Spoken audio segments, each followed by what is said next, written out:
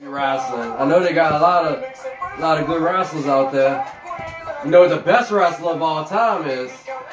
Who that is? You know who the best wrestler is of all time. It's like everybody knows the answer. Only one wrestler could pull off 3 personalities, get thrown 30 feet off of a fucking cage, and fucking talk his ass off. It's gotta be none other than Mick Foley. I like Mick Foley. He's top 10, maybe top 5, but I mean, dude, Ric Flair, dude, come on. Ric Flair, like, that dude, he set the grounds for everything. He had some of the best matches of all time, great wrestler. We're jamming some fucking Trap Queen, y'all. Y'all can hear that shit? Poncho's not with us. Let us know if you can hear it. We need to get some bigger speakers. He's getting them Castle Burgers and Chalmette. But anyway, we're back. Saints and Sinners podcast, rated R, 504 Sports. All right. We started off a little slow. We had some technical difficulties. Yeah, well, that's what happens. I mean, it's like, imagine if you were watching a porno, all right, and the guy who's in charge of the money shot has to be the fluffer, has to do, a couple other things. He has to go play the Dirk Diggler role. And speaking of porno, they had a person, they tried to show me something on their phone today. And I accidentally seen that porno. Oh, so he was like, "Hey man, tell me this." Wait, so I don't want to get too deep in our industry because he had some kind of video. So he's trying to show you something that's relevant to a lady with very large breasts had nothing covering. So basically, you trying to we're not even gonna give away anything with a name of an employer here, but you're basically saying this guy's looking for a coating. Trying to cover a wall with a particular product that you roll or brush or spray with the machine. And what are you talking about? So basically, this guy's trying to tell you what's going on with that. Hey, man, look, this is my problem. And all of a sudden, you get a chick fucking bouncing up and down with her honkers hanging out. Like, oh, man, I'm sorry, man. What happened was he showed me all of the pictures. Whoa, wait. And my eye was drawn to was that his wife? Or what? Was that his girlfriend or something? I don't know. She had very large titties. And there was very little covering. I don't think you can say titties on here. And it had a little play button where you could play it. Man, we probably just cost ourselves 4 sponsors in the near future. Well, hey, speaking of sponsors, anyway, we do have sponsors. We do have some sponsors. You gotta check out my man Jared Warner with LoyaltyClub.us. Also, NOLA Express Courier, man. You need some beer brought to you at 10 o'clock at night? Tonight, you fucking hammered. You can't go to the store and drive 2 miles to get beer. Call NOLA Express, like a $20 charge, and they bring that beer to you. You can't beat that shit. It's like Uber do they have all the right licenses for that? Or they probably do, man. I think they do. They may not, but they still make it happen. Anyway, NOLA Express, anything they deliver. And one of our co-hosts, they love sausage. So, we got to throw a shout out. Poncho's going to be wearing the boudin around his neck next time. He just don't know it yet. He's going to be double fisting, sausages. He's going to have andouille on one side and some gator sausage to the other. But he don't know. He's going to be 2-fisting that sausage, man. If all you people in the Twitter sphere, andouille sausage, gator sausage, that's what we do down here, man. We got our crawfish boils. We got our charbroiled oysters. We got our po' boys, our way of life. For our people that don't know us, somewhere out there in other places in the country. Dylan Dunn said they couldn't make it this year. Who are you talking about, Dylan? What are we talking about, Dylan? Are we talking about Poncho? Can't stay long. Just wanted to say, hey. That's what's up, bro. All right, bro. All right, my man. You can always catch it on the rerun. Dylan, we're going to talk some wrestling, bro, next time, man. I really want to get into some of that, man. We're going to talk the actual wrestling, and we're going to talk some WWE, too, man. Mick Foley. I know you can break that shit down, Cactus bro. Jack. But anyway, let's start off. Big news for the Saints right now. You acquire Jared Cook. Terms are still foggy on what's happening, but apparently the Saints have a contract in place with 30-year-old tight end, Pro Bowl tight end Jared Cook with the Raiders last year. And what's been the biggest need for the Saints since Jimmy Graham? I mean, Watson was solid. Watson did a nice job, but this guy he was solid, but he's a professional. Right. He's a professional tight end. And I'm just glad they didn't bring in slow-ass Jimmy Graham. Well, I mean, they brought in somebody with some athleticism, somebody that's going to make some plays and open up the field for other guys. Well, Jared Cook's good at a seam route. He's got some athleticism. I mean, he can stretch the 20, 25 yards downfield. And as most people know, most people know, tight end has one of the longest development curves. And he's a guy that's kind of been around for a while. Yeah, I mean, did a little bit, didn't do much. gets in the right situation, and bam. That's why sometimes you don't give up a player in 2 or 3 years. I mean, they show a little promise. I mean, Cook's been a late bloomer. I mean, we know about late bloomers. Joe Horn, one of the Saints' best players of all time. In the dynasty world, what we're trying to say is wait on tight end. Yeah. Well, anyway, yeah. I mean, I hear you on that, man. But I mean, like Jared Cook, to me though, what he gives the Saints though, you can't double Michael Thomas as much for one. The Saints struggle to find that number 2 option at receiver, and some people say that's one of the reasons we got hurt in the postseason. I still say the referees, but anyway, so you have him on the same side as Thomas and make. Well, you can do a lot of different things. You have a lot of flexibility. You have a lot of flexibility because Thomas plays the slot. He can play the outside. I think you're going to have Cam Meredith back. We'll see what Meredith does. But you have year 2 of Traquan Smith and Keith Kirkwood, who we talked about. Kirkwood, like I said last podcast, we talked about this, Fantasy Jesus and I as well. We talked about that. Kirkwood is a professional receiver, runs good routes, good hands, fundamentally sound. I think the Saints are shaping up with the young guys. Ginn's still a field stretcher. Kamara's going to catch passes out the backfield, but Breeze has a great set of weapons for next year. I just wanted to give a shout out. We got some people in the house. We got Adrian Ramos in the house. We got Pat Riley. Man. We got Chuck Morgan in the house. Chuck! This weekend, Robert Retz. Got to talk to you about some political stuff. But Omar Ortiz, we got Jesse in the house. My boy, Jesse, man, just finished that job. Knowles was here. I don't know. He's being kind of quiet. Disney already? Did he go? He's in Disney already, or what, man? He joined, but then he got on the airplane. He got on a plane. He had to go. I hope you got on the airplane. I hope you ain't driving that shit. I don't know if driving that's some bullshit. You got Vaughn in the house. Vaughn, Michael, man, how you liking what the Cowboys are doing, man? They just signed Randall Cobb. We didn't really get to that. That happened right at the end of our last podcast. Randall Cobb's a name we know. Not the same. He's always injury prone, but if he's healthy, Amari Cooper, Michael Gallup. I still think the Cowboys are probably the best situation for a tight end as a rookie the way they run the football. Like Hockenson. They have some professional receivers Does Hockenson make sense for them? Absolutely. They don't have 5'6", little people. Well, no, Cole Beasley looks like a dude. He looks like he's a guy you're going to see on the weekend buying fucking wallpaper at Home Depot. He's a guy we're never going to hear about again. He went to the Bills. He's actually a decent rapper, which is surprising, but he's a very mediocre. Is that receiver. Real? Oh, dude, he raps. Cole Beasley can go down, man. Marianne Michelle in the house. Oh, what man? Got the family. We talked about here, sausages, man. huh? Yeah, man. We're just talking about all kinds of crazy stuff on here, man. No, we're talking about their product, huh? Yeah. We were just talking about Don and the Savoys, man, a minute ago. But anyway, man, Saints, we're still trying to go after the Robert Quinn thing. If anybody's heard anything, man, I checked beforehand. I tried to do my homework, man. My son had surgery today. He came out well, thank goodness on that. The dude's seeing already. So cataract surgery, not a big thing, but for Maddox, he's had a few surgeries and he's good to go, man. Jared Cook last 2 years, 688 yards and almost 900 yards. Yeah, I mean he's Pro Bowl season last year and 8 touchdowns. Pro Bowl season. He's a Pro Bowl tight end. He's 30. He's at a good place, very athletic. But Robert Quinn, we got the word that Robert Quinn, the ransom. Miami wants a 4th round pick. They're going to pay a portion of his salary. If I'm the Saints, do you almost go one better and say, hey, I'll give you a 3rd. Let me sweeten the deal. Because Dallas, I know Vaughn, our Dallas fan in the house, he could tell you they're chasing Robert Quinn right now after the David Irving incident where Irving was retired. Vaughn had a point to make. He said if he stays healthy, he'll be great. But I'm looking at his seasons right now. He's played 16, 16, 10. He played a shortened season in 2016. I mean, but lately he's been durable. That's what I'm worried about. And before that, you have 16, 16, 16, 13, 16, 16. He's been pretty healthy. That's pretty good. If you've missed, 6 games in the last, 6 years, I mean, you're durable. No, I mean, look. And it's funny, we talk about pay cuts. Cam Meredith today was in durability. I got to applaud Cam Meredith. Took a $2 million pay cut today. I forgot that Vaughn is a Dallas fan. Well, no, he was talking about... He was talking... No. He was talking about...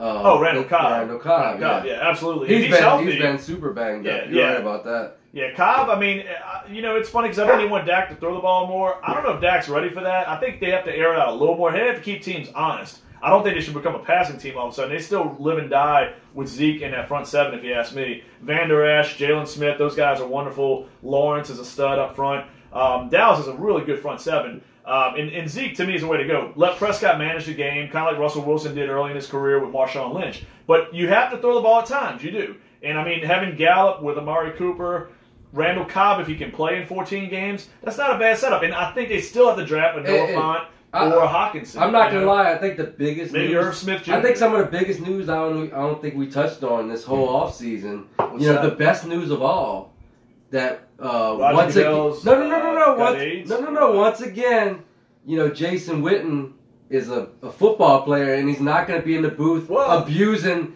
millions of people around the world with his horrible commentary. The Booger Mobile's gone too, so I mean, Monday Night Football just got a lot better. And that's addition by subtraction. They could bring us in and fucking this shit up, be way up there. I'm down, man. I'm down. Monday Night Football. Well, Monday Night Football. Tony Kornheiser. Let's tag Monday Night Football. You think of Monday Night Football for a minute. Think about some of the floppers they had on there. Dennis Miller was awful.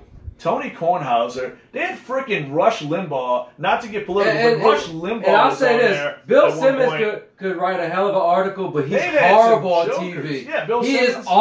Bill Simmons, you are awful on TV. Give me some Bob Menery. You know what I'm saying? Let's just take let's just go the other way. ESPN rated R, because Bob Menery is hilarious, and he's actually got a damn good sports voice. They're owned by Disney, so they're not going to ever get rated R. Could be better at Monday Night Football options, because that group they had, that trio last year was just awful. Sully in the house. Sewell, my favorite DJ, man. Oh, man, that's DJ Sewell, man. Sewell in the house. If you ever want to send us some money, we'll be talking about Sewell all the time up here. DJ Sewell Productions. We're gonna get a backdrop back here, man. We're gonna be doing a Cubs podcast starting hopefully next week. This motherfucker called Barely Legal. I'm gonna go get Ivy and Draco back here, man. I'm gonna tell you how next level his shit is. He fucking DJs on fucking floats at the fucking Mardi Gras. You don't see that happening in Oklahoma City. You know no shit, Dallas, like Texas, people could barely stand, and he's doing like music and shit. Like shit. I remember when I was on the parade. Yeah. When I was on the float, I almost fell off that motherfucker. It's like Talladega Nights. If you could drive with a damn tiger or a cougar in the back of your car, you could drive with anything. You know what I'm saying? You know what I'm saying? Think about it. This dude could sit there on a float and get smashed and still, spin the perfect tunes. I mean, he could drop the Migos and follow it up with some Juvenile, then go to some Fetty Wap, and even kick some Guns N' Roses, Sweet Child of Mine somewhere in between there. You know what I mean? He's in charge of the music. When you're in charge of the music, that holds a lot of power. Eric, I've seen your DJ, man. I'm more impressed than I am than Anthony's, man. Anthony, I went, no offense to our boy AC over there in Baton Rouge, but I went to Anthony. Anthony was telling me how awesome these tailgate parties was at Tiger Stadium that he had, and I just heard Boot Scoop Boogie for an hour straight, I think. But Sully said that he could give us a DJ drop sound via podcast. I'll drop one for you right now. We need to go get involved with Sewell, man. We need to go. Sewell is the man. We need to do that, man. Man, we was like the unstoppable Chalmette team. That's right. That's right. Nah, man, but anyway, before we get off track, what the fuck are we talking about? We're going with Robert Quinn. We talk about Jared Cook's coming here, but Robert Quinn is a guy. Is he dropped yet? Three straight double-digit sack seasons early in his career. He's only 28. I think he's going to be 29. He's an expiring contract. Dolphins have agreed to pay a chunk of his salary. I don't know what that chunk is, if it's half, whatever. Luckily, they only want a mid-round pick. Luckily, they got rid of a replaceable position, so they had all this money they could spend on positions of need. I mean, here's my thing with the Saints. But do you look at the Saints? All right, I love Davenport. Cam Jordan's a superstar. He's one of the elite defensive ends in the league. One of the top 3 or 4, in my opinion, without a doubt. And sometimes I think he's the best. But anyway, Cam Jordan, Marcus Davenport, you have Hendrickson back there. You can use a little more depth. We got Mario Edwards. But and a Robert Quinn, man. Pin your ears back. Go after the passer. That's all you have to do. That dude's going to get you 7 to 10 sacks, in my opinion, for a Saints defense that covers as well as they do. I mean, think about the backfield coverage. You know what I'm saying? In Miami, this guy's getting 8 sacks in Miami. Who the hell does Miami have? You know what I'm saying? Miami's one of the weakest rosters all around. I mean, honestly, the Saints could have the best secondary in the league next year. They could. Well and I hate when people talk shit about our secondary. The only thing that worries me a little bit is losing Sheldon Rankins and all of the interior pressure he brings, because he was pretty damn close to the MVP of that defense last year. I think Malcolm Brown's not going to make you forget about him as a rusher, but he's a big loss. Yeah, even if you get somebody that's almost close to Pro Bowl level, getting that interior pressure, creates so much havoc in the backfield. It makes everybody else better. Absolutely. When you start off the quarterback running right off the bat of the play with up the middle pressure. Where's the best pressure? Is A-gap pressure. So, I mean, you get the A-gap pressure, quarterback slides one way or another. Guess what? You run into Davenport, you run into Cam Jordan. You know what I'm saying? Or Robert Quinn, maybe, hopefully, Yeah, so we can make that happen. I'm almost still of the belief, get another interior passer. If you see a guy that has that kind of upside in the second round, even if you have to move up into the end of the first. Well, check it out. I mean, Sheldon Rankins will be back at some point. We don't know what he's going to have next year because he suffered that injury, unfortunately, in the playoffs. But think about this. You can move. Jordan's played inside a lot. There's a lot of snaps, a lot of plays with Cam Jordan moving inside. You know what I'm saying? What we got going on? Sewell said, it's a shocker that Vaughn's acting like Witten is the missing piece for the championship. He's the missing piece for like... He's the missing piece for like our entertainment on Monday Night Football. Witten's older than what we are. I mean, come on. Witten hasn't been relevant in so long. They need to draft a tight end. If they don't draft a tight end, they're up shit. I mean, when the best announcer on Monday Night Football is just such a blog guy and like you barely even know where he came from. They should be trying to... Jerry Jones should be trying to pay somebody off to get a higher pick. I don't know what the fuck Booger was talking about. He was talking about some bullshit and getting people's way. People trying to watch the game. He was the most entertaining out of all three of them. That's what I'm going to say. You know, I mean, I'm not in love with Booger's takes. Entertained about how wrong he was so often. I mean, Booger, I don't think Booger was that bad, believe it or not. I think he was, believe it or not, I mean, it's no Romo and Nance combination, but I mean, I like Booger, you know what I'm saying? But I don't love Booger, if that makes any sense. And the other two guys, I don't know the fucking lead guy. I couldn't even tell you his name. I don't know. It could be Michael Cole for all I know. But, you know, Witten was pretty terrible. He was like the complete opposite of Tony Romo. You know what I'm saying? Like, complete worse. You know what I'm saying? Worst shit at all. It's like, I mean, local crawfish, Chinese crawfish. You know what I'm saying? Normal drywall, Chinese drywall. No offense to China, but I'm just trying to make a point. You know, you can't get any worse. You know, Romo's the best. Witten was like the worst. You know what I'm saying? And Aikman, I think at this point, is fucking brain dead. Well, because, I mean, he looks like a white Jay-Z, first of all. Like, everybody should see that picture. I mean, it will change the way you look at things. Yeah, it's true, man. But Aikman, man, was so awful, man. Like, you know, just some of his mistakes, and he was so biased towards the Cowboys. He shouldn't be allowed to do Cowboys games because it's so obvious. You know what I'm saying? Like in the workplace, like, you shouldn't be able to go somewhere where you have a conflict of interest. Fuck. You know everybody knows that shit. Like, that's what I'm saying. Just like without fuck. You don't have to say that shit. No, man. There's no way. Yeah, man. You can't pull that shit. So maybe you should check to see if Terrence Newman and Miles Austin available while you're at. Dude, Terrence Newman's on some serious drugs. I watched a video of Terrence Newman, and he looked like he didn't know what planet he was on. He was like hoverboarding or something at like 11 o'clock at night. He was stoned out of his mind. If you haven't seen the video, Google Terrence Williams video. There's no way that was just weed. If that was just weed, I want to know where it's from. You know what I'm saying? That's what I want to know. But anyway, man, I think Vaughn said that they're going to bring back Tony Romo. If Texas weed's that good, you're going to see a lot of celebrities moving to Texas all of a sudden because, I mean, Terrence Newman, man, he was freaking stoned out of his mind. I mean, they said they signed a free agent for one more deal. Who? The Cowboys? No, they said this is the missing piece for them winning the championship. What, Witten? No, they signed fucking Deion Sanders. Yeah. And Michael Irvin's going to stop doing blow and come back as well, you know? Man, it's going to be like, what's that movie where all the old-ass fucking dudes came back? I don't know, man. It was John Gruden coach or what? Is Gruden taking over for Garrett or something? I don't know. Is he getting paid out?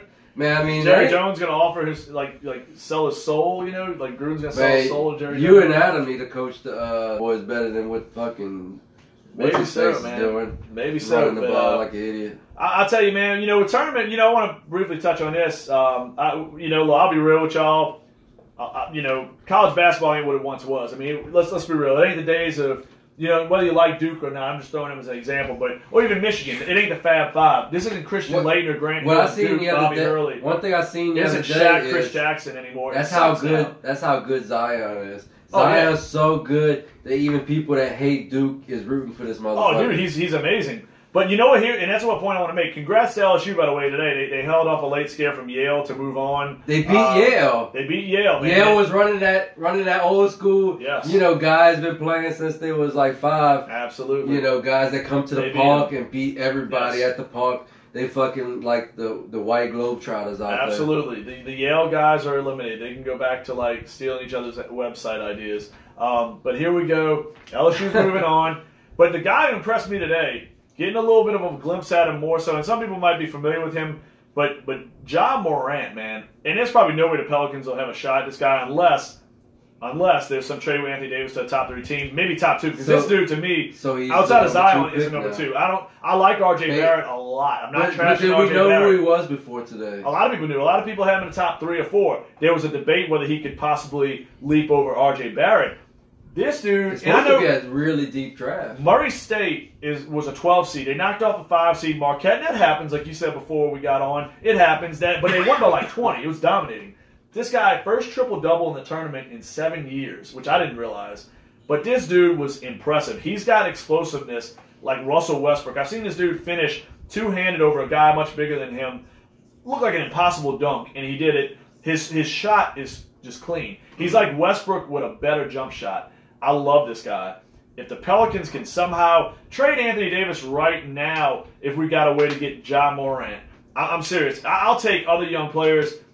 This guy is going to be special. So this guy's going to be one of the top 2 players. So you would take like the number 2 pick in filler at this point. And who's that? Who's that? You would take the number 2 pick in filler at this point, huh? I mean, I don't know who's the second going to be, but I'll tell you this. Let me ask you this: if Phoenix or somebody like that ends up there, or I don't know who else is shitty. I mean, Cleveland's up there. The Lakers. Well, they're not that shitty. They're pretty shitty, and all they have to do is like bribe the system, like everybody else does. Hopefully they do. But I mean, if the Knicks don't end up with the 1, I mean, anybody. Say the Knicks don't get the 1, they probably think about it. How itchy are the Knicks going to be to trade that pick for Davis if they don't have Zion Williamson? Even though Morant's as special as what I think he is, and a lot of people are going to believe he is. Same with Barrett. If they can't get the big dog, the Knicks are going to be itching to get an Anthony Davis. I mean, Anthony's still in his prime. Let's be real. Mm-hmm. If they can form a super team with Durant, Anthony Davis, Kyrie Irving, that's going to happen.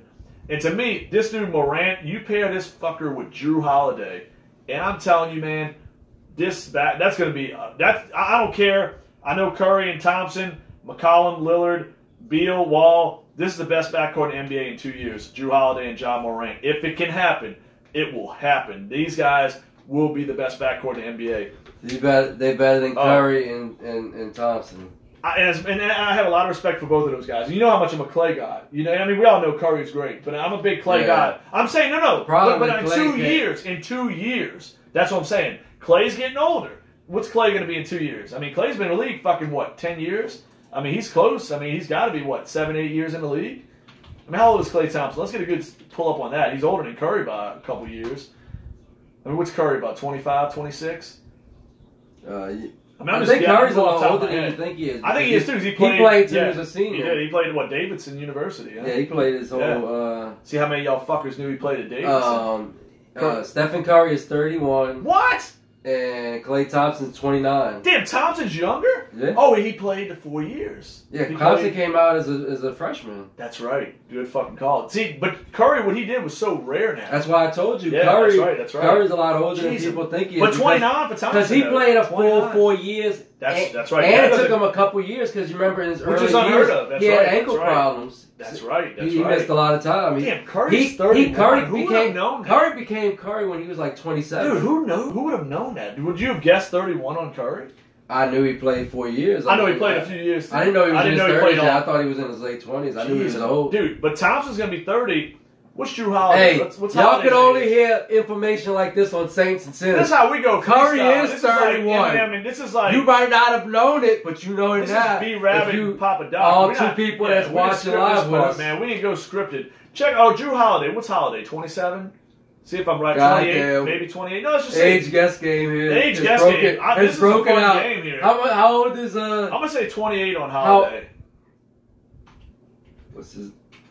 Jrue. Let's see how old Jrue Holiday is, because I'm gonna say this. I think this could be. I mean, I'm having a pipe dream probably here. I mean, I'm hoping whoever the Pels. How old do you think he is? I think he's 28. He's 28. Ding! Fucking game show winner sound effect. We just need a producer.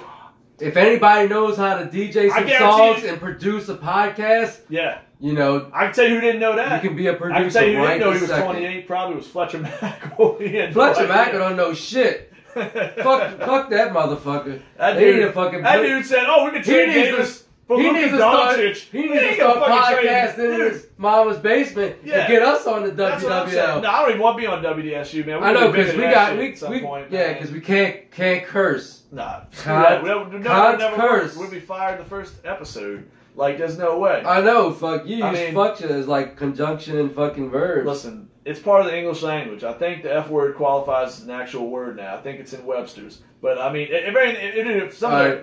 We need to know anybody else's age. If y'all out there need to know how old somebody is, I got this thing called Google. and I could Google ages. That's when you know somebody's had something to drink on here. If you see a cloud of smoke, it's coming from outside. It's coming from the sunroom. Yeah, that's what it is, man. But we're going to podcast. We're going to do an outdoor podcast. We're going to start doing... Well, you got a lot of followers on Twitter, man. French Quarter Dynasty. Yeah, French Quarter Fantasy. Fantasy talk. Yeah, FQF. You know, that's my add-on. We're going to get deep into the fantasy shit. We're going to get deep, so deep, we're going to put the ass to sleep kind of thing, right? That's what's going to happen. They're going to be fucking taking naps in the front. It's going to be Ice Cube. A little bit of today was a good day. Shit, yeah. That's what it's going to be. Well, the Dynasty Pod's coming. We're going to be getting on that.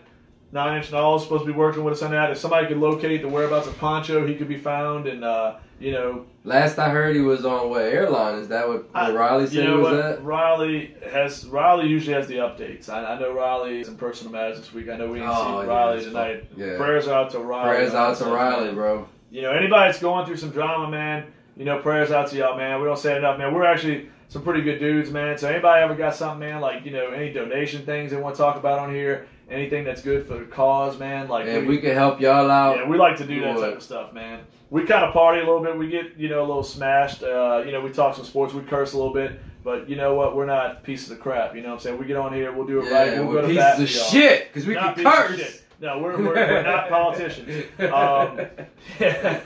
not going to lie to you right in your face and steal all your shit. See, this is the portion of the podcast where the commentary gets really serious. Yeah, man.